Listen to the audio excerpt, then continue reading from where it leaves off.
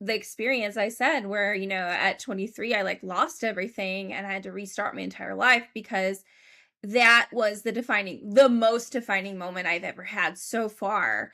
And it's just really made me who I am.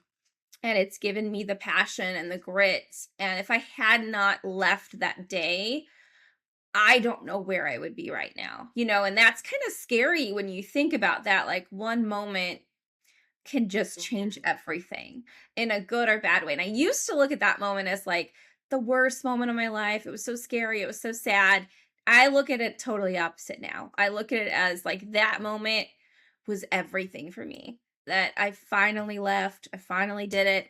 And from that moment on, that was like freedom. I finally had freedom for myself, and I was able to start rebuilding and also getting rid of a lot of the weird stuff that I was taught and just things growing up that were pretty strange. Hi, and welcome back to Old School. Today in class, as our teacher, we have Emily Green. She's the founder of Love Means Business, the referral community, as well as some leadership academies and a visibility teaching. She is also the founder of the podcast of the same name. And we met on a virtual, where we were speaking on a virtual summit together. And I met so many other people from that same summit as well that were in her community online, which has been awesome. Some great referrals, some great content, some great guests for the podcast. Just such a wonderful opportunity and purpose this young lady has brought into the world for me to be a part of. So let's welcome to class today, Emily.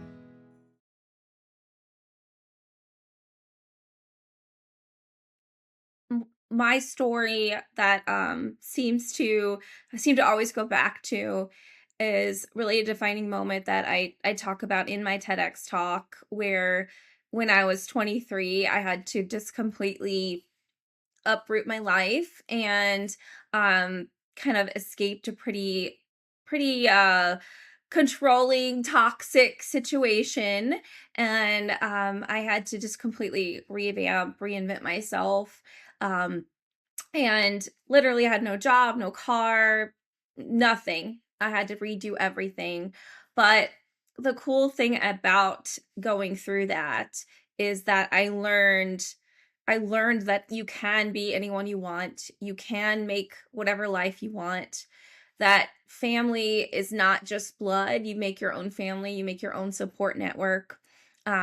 Extreme faith in myself. I do believe in a higher power, but I'm not into one religion, but I do believe that there is a greater force at play. And I definitely saw that with just how I felt and the different things that have happened in my life. I've seen like there's some sort of thing I don't understand that is beyond my comprehension. And I just kind of give into that at some points. Um, but also that I wasn't allowed to have my own voice and I wasn't allowed to make my own decisions. And I was so isolated and so controlled that now I'm fiercely passionate about helping others have their own voice, have their own narrative, have control of their life, and make it what they want it to be. And without knowing what I went through, you wouldn't understand why I'm so passionate about that and why I'm so just fierce at helping others and myself with that. But that's the power of harnessing our story and understanding how the things we go through and some of these dark moments actually are what make us so bright and give us that light that we can help others with. And that's absolutely like my story is faith-based. I have a relationship with Jesus, and but in the writing of my story and what I have gone through, there is a scripture that talks about comforting others with the comfort we've received. Yep. So as you were able to extract yourself from those situations and now you're passionate about helping others not be stuck in something like that, that's scriptural. Yeah, that for me, because Yeah. that's the point of it. I've had people accuse me of wanting to humiliate my father or humiliate my ex-husband in telling my story, and I'm like, my story isn't about them. My story is about Yeah. me, and Right. they happen to be characters in this Right. particular journey, Yeah. but it's not about that at all. It's about wanting others to understand that while we may have been the victim of something, we aren't victims. And we No. definitely, when it comes down to it, at some juncture, there is a juncture where it's not the abusers or other people's fault anymore. Now it's time for us to make those choices Yeah. and step forward into our identity. And I believe that I do Absolutely. get my identity in Christ, but that absolutely what I went through, I want others to understand how to heal like that. So I Yeah. understand your passion completely. And Yeah. it totally comes out so, expressive and so wonderful, and I know that people probably do to you what they do to me. I have people, once they hear my story and stuff, they're like, "Oh my god, how come you, laugh all the time, and how can you be like that?" And I'm like, "It's not fake. It's an absolute choice, and it's an absolute position that I now reside in." I mean, Yeah. is everything, hunky dory and puppies and rainbows? No, I go through stuff still, and there are mornings where the forgiveness I've doled out for the people who did these things to me is harder, and Yeah. it is a renewing event. It's an Yep. ongoing event. It's not a Yeah. one-time thing. Um, No. and I know you feel that way too, but getting to watch you pour into others because of how you have walked this journey is beautiful. It really is, Emily. Well, thank you. Yeah, I think it's given me a strength that, um, people tend to see. I've had this, people have said to me, like, well, like, you just go after stuff and whatever. And it's like, well, yeah, because nothing's going to hurt me more than what I've been through. Like, it gives me a fearlessness that I wouldn't have had. So that's a superpower I've gotten from it. And it could always be worse too, I realize that there's always worse. So, I'm Right. thankful, right, for that too. But I genuinely love helping other people shine, and I do believe that when you invest yourself into helping others, it gives you this strong sense of purpose and passion, and it's funny because when you do that, it ends up helping you too. Not that that's the goal, but it does No. end up doing that, and I always preach that too because I have people, like, that are like, "Oh, I can't attract leads. I can't do this. I can't do that." And I'm like, you're just so self-involved. Get out of yourself and focus on other people, and trust me, it'll start coming at you. But Yes. it's sometimes the people that are so self-involved that are the most, like, they're so confused about why they can't they can't seem to get what they want. Get out of It's that funny. trap. And it's so funny because Yeah. people think of self-centeredness as somebody who's constantly talking about how great they are. Yeah. The reality is emotionally, in several books I've read and stuff, the more you sit there and talk about, "Oh, poor me, Yeah. I can't," and this and that, you're very much trying to turn the world into a spotlight on you, and Yeah. all you're doing is perpetuating all that can't, and Yeah. I agree with you that when I serve other people, and in the book author industry, right? They tell you when you go to present a book proposal to a traditional agent or something that at the beginning, there's your elevator pitch, and you also have to address what they call a felt need. Like, Oh, what yeah. is the reader going to get out of your book Yeah. that resolves a need? Well, that is true of everything we do, not just a Yeah. book. That's true of the services you provide. Like, what felt need are you going to help resolve in that Yeah. individual?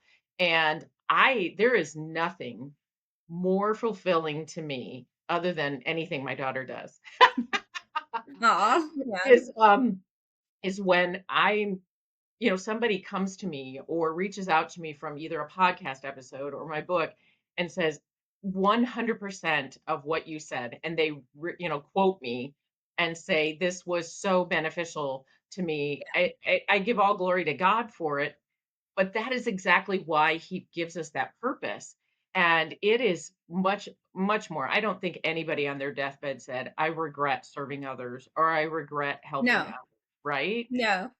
No, it's all, yeah, I think they wish they had more time with the people they love and more time for the things they love, and that was a big reason why I made a big life shift last year and sold my first business so that I'd have more time to devote to the things that I love. And I've had a lot of people not understand that and be like, "Well, you're too young. What are you trying to retire?" I'm like, "Obviously, I'm not retired. Like, obviously not." But but I don't believe in continuing to do something even if you're successful at it. I don't think you should keep doing it just because of that. I think that, for me, I only have so much time in a day, and I want to have enough time to be present for my family and my friends and also pursue the things that I love. And if that changes, then I'm going to change with it. So, um, I have fears with that too. I'm like, you don't have to get it. It's fine. I get it. It works for Nope. me. So, Our identity and our purpose yeah. come from us. You have a Yeah. separate identity. And it's so funny because the next book I believe the Lord has laid on my heart has to do with being present, Yeah. because I have a, maybe it's not low level anxiety every day. It's so ridiculous. It's so funny. It's not an anxiety about not believing in him or his purpose for me, but like I wake up and I'm sitting there with my coffee, I do my Bible study, I do my prayer time, and I'm sitting there and my day might consist of work all day, right? Maybe some Yeah. laundry. And because I work from home, I throw in other things, but nothing that should have me sitting on the edge of the couch feeling like I'm being chased by a bear. Right. And I'm Yeah. sitting there going, "Why am I like this? Why is getting up to go do the dishes or planning Yeah. lunch, doing Yeah. this?" So it's teaching myself, and I'm working with the Holy Spirit on this, to stop and absolutely those moments like yesterday, our community get together. It was awesome in those little breakout rooms to, you have the little timer on. And maybe that's what I need to do. So, We are, yeah. yeah, we were present, engaged, when you have to kind of, get your stories together and Yeah. stuff, that was really helpful. So that might come up in my book. But anyway, just being present, I think that's so important. And Yeah. you hear people sometimes say that they're getting a divorce because their mate changed, right? And I'm thinking, you got married at 25 and you're like in your 40s now, and you want to divorce somebody because they changed. And I'm thinking, would you want them to still be 25? Right. Right. You did, yeah, exactly. Oh It's gosh. supposed to happen. Yeah. Yeah, oh my gosh, I can't even imagine. I got married so late compared to everyone else that I knew. That I can't imagine if I had married anyone that I dated when I was in my 20s. Thank Right? you God for that, because that would have been a nightmare for me. No offense to anyone that might listen that I dated when I No. was in my 20s. Well, we don't know, you know what I mean? We Yeah, have to be like, I talk about it in my book that I don't lay my divorce, I mean, the final divorce, yes, but I don't lay the end of my marriage on my ex-husband's infidelity. It was the final reason for the divorce, for yeah, sure. But I, as a Christian, had not prayed about whether I should even be dating him or moving in with him or marrying him, because I was still operating out of the wounds I had received younger from people who were yeah, supposed to love me, makes not sense. following through, right? Yeah, So every bit of each circumstance and each choice we make is what brings those outcomes. And I think yeah. absolutely you making a change like that, first of all, it's none of anybody else's business. That's between you and maybe, People love to make things their oh, business. they do. They sure do, and you're like, "Okay, that's fine. If you want talk all kinds of, what about me, that's fine." I remind them that my decisions are made with my board of directors, which I call the Holy Spirit, my Abba Father, and my King Jesus, right? In my prayer time. Now, if you want a seat at the table, then you need to bring resources to me that you feel allow you to be at that table. So if you want Yeah, to contribute thousands of dollars to Michelle's life so that you can have a say in what she's doing, oh, come on in. yeah, that's But none of funny. them want that. They just want the ability. Right, yeah, that probably shuts them up. They're like, "Well, yeah, no, I'm good." Yeah, no, I just wanna kibitz at you. Right. And I love that, like, a lot of the people I read or follow talk about too, that some when you start making changes, that a lot of times people who benefited from the person you were are going to be the ones that pipe in that they don't like what you're doing. Yeah, And for I sure. like being emotionally aware of that because I want to get my feelings hurt that this friend feels like they're now rejecting me because they don't like what I'm doing. And instead, I stop and say, what is true and what's real about that? And if there's some truth that maybe I'm changing in a way that maybe isn't so great, then maybe I need to evaluate that. But if I'm making the changes the Lord's asked of me and this person doesn't like it, there's something inside them that was benefiting from the old me, and they need to Yeah, deal with that on their own. yeah. No, absolutely. I've definitely encountered that in recent years, I would say, with some of the friends I was close with when I was kind of in that a different phase of life, I would say, and definitely had a lot of chaotic, dramatic personal relationships. And now I'm in a I call it my love era, but it is like I'm, happily married and I don't have drama except with business stuff sometimes because that's owning a business. Um, and it's weird that now that I don't have that in my personal life, that I've had some friends that it doesn't really work anymore. And it's interesting. But that's okay, because then there's other friends that you just keep growing with and they're your lifelong people. And also I think that I'm more self-aware and I'm recognizing toxic traits in some of those friends that I'm like, wait a second. I don't know about that. Like there's some stuff. Looks like my dog wants to make an A appearance. little petting zoo back there. Your cat's There's a lot tail of comes pets. through. Yeah, there's a lot going on in the background here. I But live by myself, so there's nobody. If somebody comes walking through here, call 911 for me. I just let Gracie, my yellow lab, she just makes an entrance. Every time I leave the door open, she's got to do that. And she'll come right up and it's like, hello, look at me. Right. So She's friendly, like she's a my Walmart girl. greeter. Yeah, yeah, she's my coworker. They're all my coworkers, but she's the most like in your face. Right. So Well, I how we met and has to do with these changes you've been talking about. yeah, You're the founder of Love Means Business, the online community, and your business and your podcast. So yeah. tell me how that came about. Yeah, I mean, originally gosh, I never thought I'd have a business called that or any it just kind of came about from my TEDx talk. So that was called it is called the Weaponization of Love. And that talk was never supposed to happen either. I was actually picked to talk about personal branding, which makes sense because I owned a marketing agency and now I do like, thought leadership and stuff. But when I went through the whole process and they have you do a lot of self-discovery exercises when you get picked, I realized that personal branding was not the topic I should be talking about if I was standing on a mountain and the whole world was listening. So that's one of the questions they ask you, like, what are you uniquely qualified to talk about? And I thought, hmm, that would have to be the experience I said where, at 23, I like lost everything and I had to restart my entire life because that was the most defining moment I've ever had so far. And it's just really made me who I am. And it's given me the passion and the grit. And if I had not left that day, I don't know where I would be right now, and that's kind of scary when you think about that. Like one moment can just change everything in a good or bad way. And I used to look at that moment as like the worst moment of my life. It was so scary. It was so sad. I look at it totally opposite now. I look at it as like that moment was everything for me. That I finally left. I finally did it.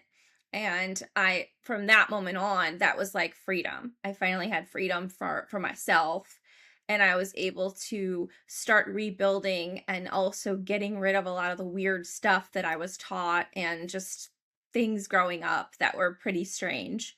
Um so the Love Means Business like came from my talk called The Weaponization of Love where I talk about that moment but also the three signs that I wish I had seen sooner that love was being used as a weapon against me. So I Mm, talk about not being able to have an opinion, being isolated, and fear. Those 3 things were big signs my entire childhood, my entire life growing up that happened, but it took me a really long time to see them. And ironically, what made me realize that that was happening, what made me finally leave was I fell in love. Not with my now husband. That would be such a cool story if that was the case. But no, it was my first love. And he having that relationship, getting close to his family, seeing how that dynamic, it made me realize how not normal and how upsetting mine was. Seeing that and then putting a lot of pieces together about just things that had happened my entire life, it all started to make sense. Mm, Between that and then one of my best friends who best friends are love too. You right. have a deep love for your best friends, seeing their family and seeing how accepting they were and how just amazing they were, made me realize I was not in a good situation. So I recognized those 3 things. I ended up leaving and then rebuilt my life and eventually dedicated my career, still dedicated to helping people find their voice and have a voice that makes impact. And what a powerful thing. So I did my TEDx talk last February when I still owned my agency. I realized after doing that my calling had shifted. I no longer wanted to pursue having an agency. I had done so much. I had grown it into 10 states. I knew if I kept on that path, I could grow it. God knows. I could just keep growing it forever and ever. But I can't do everything. And so it was another kind of like shift in the road. I'm like, I can go this way, I can go that way. And I'm like, well, safer for me to stay in the agency, right? I don't play safe. I don't believe in safe. I don't do that. It's just not who I am. So I thought, no, I don't want to close it. I want to sell it so my team, my clients are still cared for. And then I want to take the funding, the expertise, everything, and I want to infuse it into this new thing. And so originally it was my legal business name is Emily Green LLC because quite honestly, I couldn't come up with a creative name when I sold it. I was like, I just need a new business name, so we're gonna go with my name. The marketing lady. I was like, I just have to have something. And I was so when you sell a business, it's a lot. It And is a all lot. my energy was into that process, trying to keep everything afloat.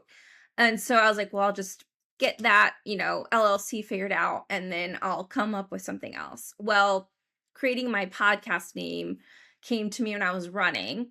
And I was like running, running, running, thinking. And I'm like, well, I like the weaponization of love, but it's not quite right. It's not quite like a brand that encompasses what I do and everything I want to do because I want to grow with the brand. And I just thought, well, I really like love and I really like business. I was like, oh, love kind of means business.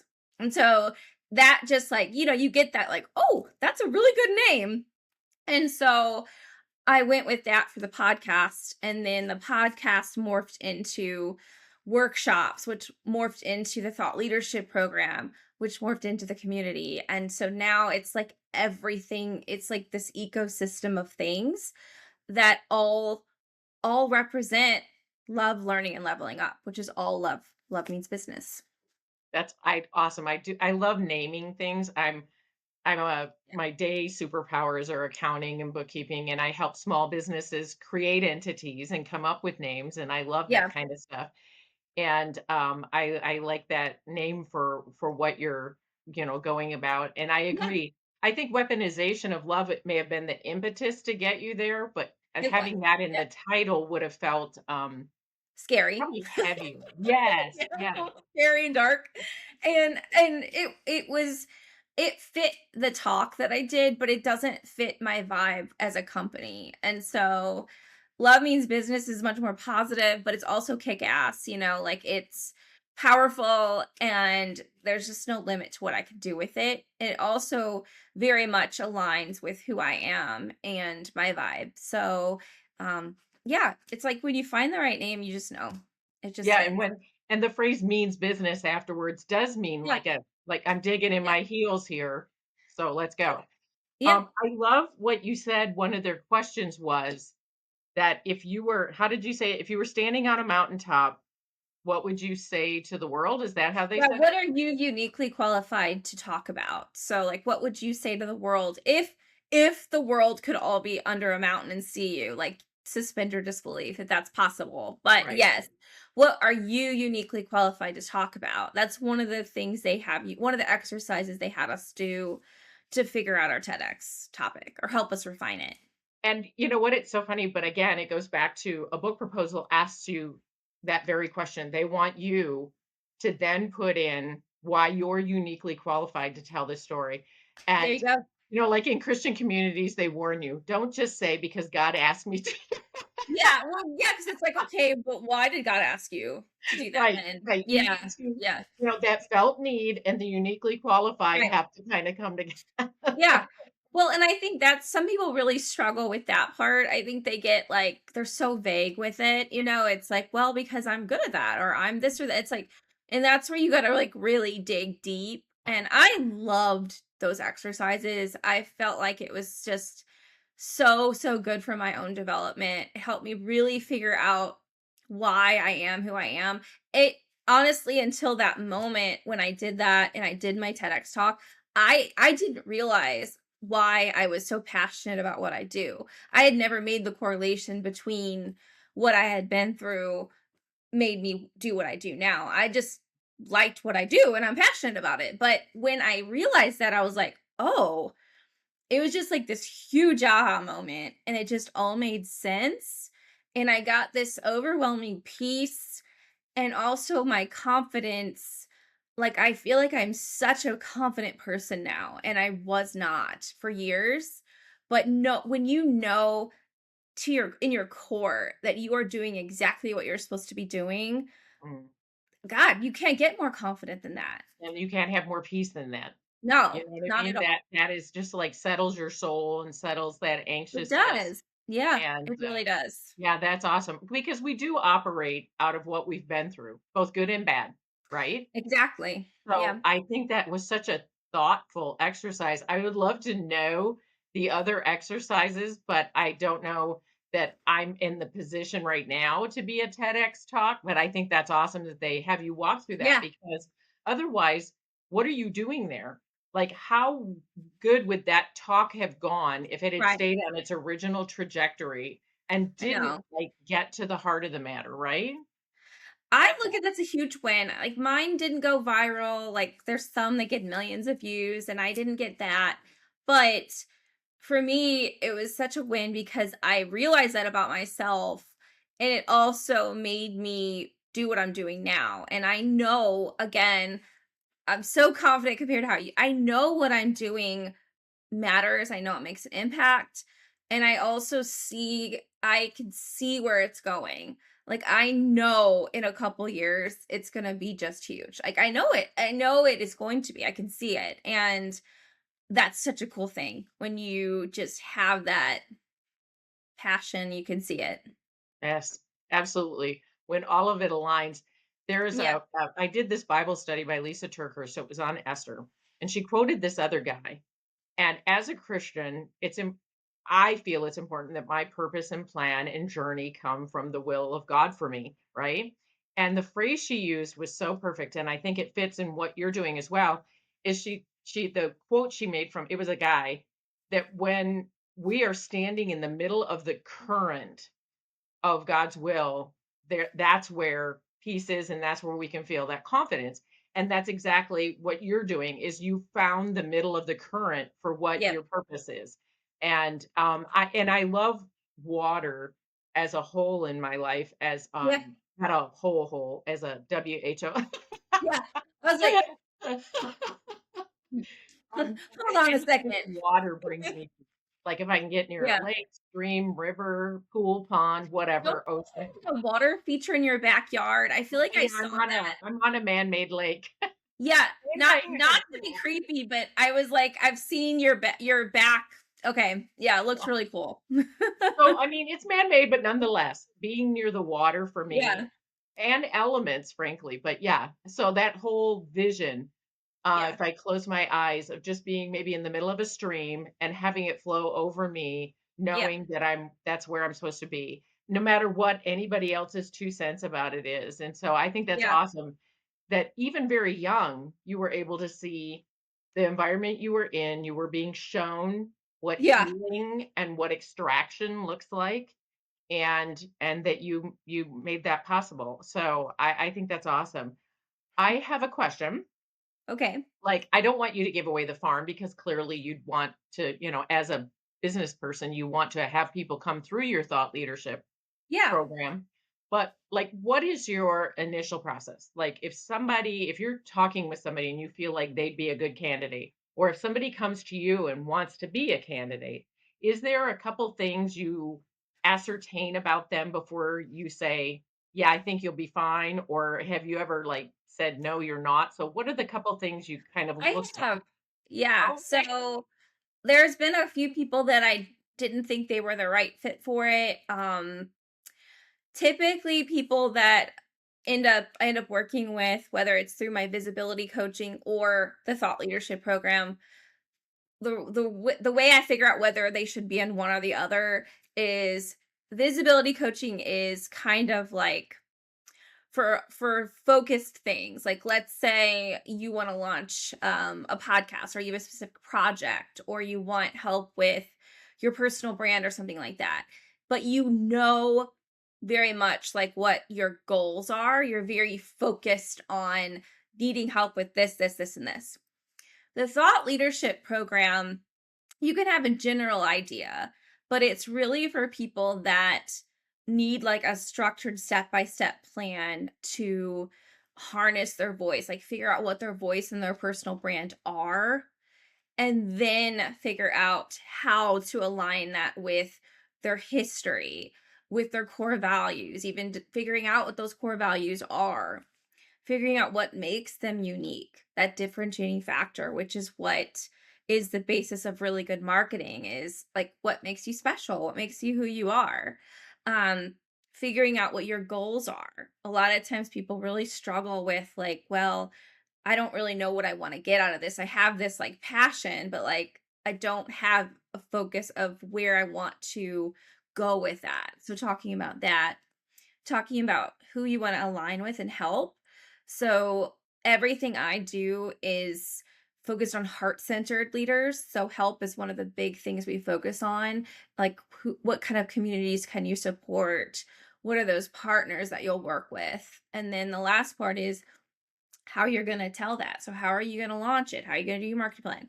So it's a whole process of taking something that you're kind of like, I think I want to do this, but I'm not sure how, and then launching it. So people examples of that would be um I just finished the program with a woman who had 30 years of corporate sales experience. Super very experienced, the best at her game, but she wanted to launch her speaking career and she needed help figuring out her framework and kind of a new, almost like a new voice or brand for her. She had always done talks and done things for other people. She had never done it from herself. And so we went through the whole process and we're able to create a framework for her workshops and really for her entire signature speeches for all of it. So and then she just got booked for her first talk with the new framework, which is really exciting. Awesome. Yeah. So I hope that answers it, but Yeah. it's really for people that need some direction, but also practical help of how they're gonna launch it and how they're gonna use that to get what they really want. So the visibility is more, maybe project oriented, It's and the usually lead more thought. Yeah, Yeah. it's usually more project oriented or it's almost like an ongoing thing. So I have some clients that are like, "Hey, can I just have 1 or 2 hours a month?" And we use that for whatever they have on their plate at the moment. So like Oh, maybe they need help pitching for a certain conference and we'll hyper focus on that, or they're trying to redo their landing page and they want me to walk through that. So it's like an ongoing thing where they just want some one-on-one help. cool. And, I had a question about the other. and it went out of my head when I asked this question. Oh, Um, I that there you go. That's maybe it'll come 63 back. in a nutshell. It'll come back to me after we get off. That's okay. Um, I mean, you have answered the questions about both of those, and I think that's awesome. Thank you. I I think sometimes I know what it was. I was gonna relate, you talked about how some people have all this experience and all this intelligence, and Yep. yet it's like herding cats to get to this new thing they want. I, as a bookkeeper and working in accounting, it so amazes me. These people, clients I have that make millions of dollars at what they do, right? Yeah. Are so frustrated and consider it an insult to their intelligence that they don't know how to work inside of QuickBooks or accounting software. Yeah. And it's not rocket scientry and it's not breaking rocks, but it's not just doing math Yeah. either. Accounting is very specific. And Yeah. I try to let them know, letting somebody else kind of do some of this, kind of like getting somebody to come in and do your house cleaning or do your landscaping. Yeah. It's okay. It's not an insult to your intelligence. And yes, you could go out and do your own landscaping. But wouldn't it be nice if you can focus your Yeah. energies on your passion and your purpose? So I love Absolutely. that because that seems like kind of what you're saying is that you're going to be their landscaper. Yeah. I think that I tried to come up with a framework that would walk them through kind of different things that I helped clients with the agency that I had too. So it's very much a way you could launch something new. So like if you maybe you're trying to launch a podcast or something like that too, like going through that framework will help you figure out how to do that. Um and I can do that with visibility coaching.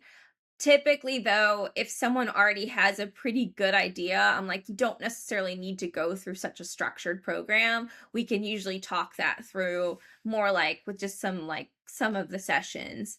But it's fun. I love helping people come up with ideas. And I'm a very practical person. So I always want to make sure that they're getting paid from the things that I'm helping them with. So I don't want to just talk to talk. Like I want us to come out of this with like I want to know that you got booked. I want to know that you launched it. I want to see results or I'm kind of like, "Come on." So I can be pretty I don't wanna say, like I don't not pushy, but I'm very assertive with my coaching clients too, in that way, because I feel like I failed them if they're not getting paid for their time for the things that we're working on. Well, there's Um you want outcomes, right? And Yes. you don't Yes. want them to have a bad taste in their mouth. And Yeah. it's kind of like when you don't tip because something went wrong, when it Yeah. wasn't the waiter's fault, it was like the cook or whatever.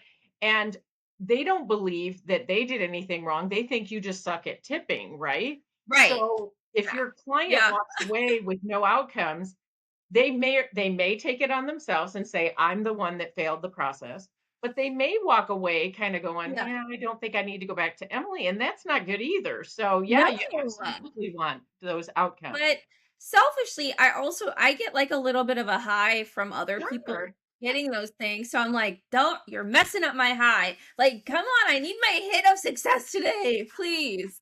So I do I like live off that. And there'll be days where I don't get an email of like a success story or I don't personally get booked for something. And my husband's like, what's wrong with you? I'm like, I don't wanna admit it. I was like, I think I'm addicted to getting things, like, I'm addicted to the adrenaline of it. It's Sure, exciting. Yeah. sure. Absolutely, I agree with that. I mean, I okay, so back to relating it to being an author, like, when I Yeah. launch a book, as the reviews rack up and, my first one got way more faster and my second one has not. But I have to admit that some of my follow-up uh, Uh-oh. hasn't been as quick, so that's on me. I Oh, can't blame no. somebody else for that. So there's something I do with every one of my teachers is I ask them for Okay. their nugget. I ask them for the one thing they wish they knew or someone had told them sooner. That's a good one. I think what I would say is don't don't be afraid to do the scary stuff. So if you feel like something's making you tense up or you're afraid to do it, but it's something that you feel called to do, just do it anyway. You'll figure it out. Just breathe, take a few steps, and do one hard thing, then another, and before you know it, the scary hard things, you'll almost look forward to those. And there's so many, I mean, I know there's a lot of buzzwords out there about that, about hard things, right? Yeah, Doing easy things makes a easy, lazy life, or yeah. what, you know what I mean? And I've had pastors giving messages talk about how the term comfort zone isn't anywhere in the Bible. I mean, be comfortable with being uncomfortable. Everyone, you've heard that a million times, but I think that is one of the keys to being successful is doing things that other people don't because it's scary and uncomfortable. And I have, over the years, I'm not a New Year's resolution gal.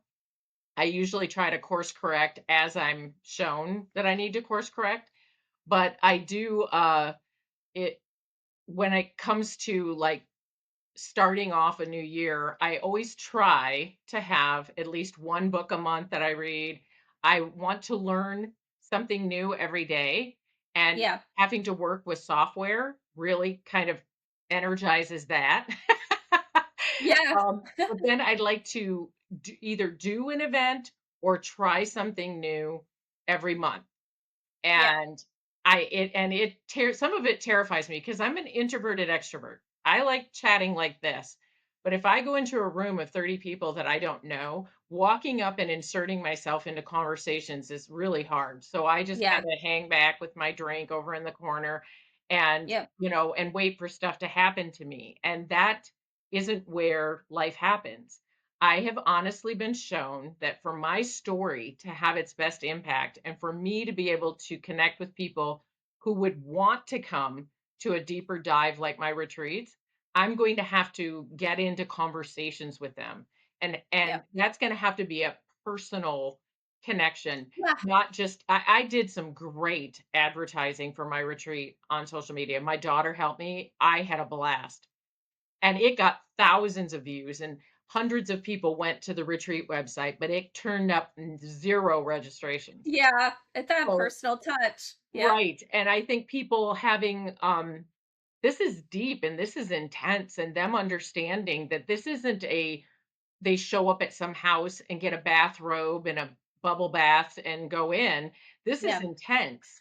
And so that needs to be personal conversations. And that's something that I'm being shown I'm going to have to do going Yeah. forward. So, yeah, doing those hard things, those uncomfortable things, Yeah. I think are going to be way more rewarding because doing something you already know how to do, why does that bring you any joy? Yeah. Like, I call it, so around my house, I do because I'm divorced, I have to do all the man chores.